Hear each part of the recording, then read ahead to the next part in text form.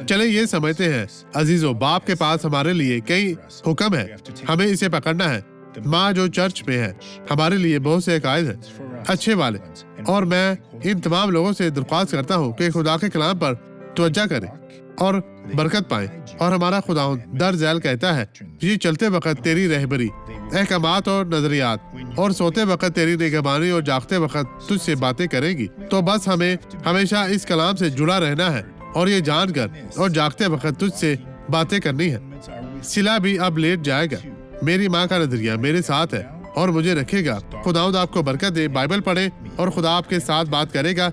मसीह में बरकत पाए। अब मेरे जीजो, देखिए कि इस शख्स ने गवाही दी है, क्योंकि इस शख्स ने ईमान रखा और अपनी बरकत पाई।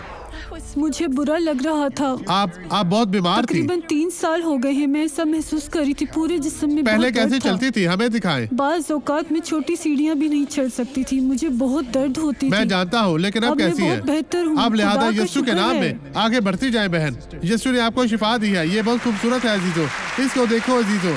बहन अब यहाँ सीढ़ियाँ चढ़े, सीढ़ियाँ चढ़े, सीढ़ियाँ चढ़े। यहाँ ऊपर आए, यहाँ ऊपर आए बहन मेरे पास। वो अपने घर की छोटी सीढ़ियाँ भी नहीं चढ़ सकती थी। अजीजों यहाँ पर आए मेरे अजीजों, देखें ये बहन अब ठीक है।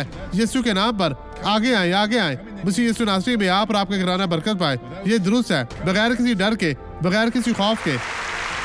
हमें दिखाएं पहले कैसी चलती थी। मैं अब अच्छी तरह चल सकती हूँ, लेकिन मुझे दर्द नहीं है, इसलिए मैं चल सकती यीशु हूँ। के नाम में आगे बढ़े। मसीह यीशु नासरी आपके साथ है और हम फतह से चलते हैं। हालेलुया। अब हम दुआ करेंगे। बाप, बहुत से लोगों को तेरी मदद की जरूरत है और वो बहुत कम वसूल करते हैं, लेकिन तेरे कलाम के वजीर की हैसियत से, खादम की हैसियत से मैं इन तमाम लोगों को बरकत देता हूँ और हर बदी को इनके जिंदगियों में मफलूज करता हूँ। और मैं इसे हुक्म देता हूँ, छोड़ दो, चली जाओ यीशु मसीह नासरी के नाम में। और आप कहें तेरा शुक्र हो। आमीन।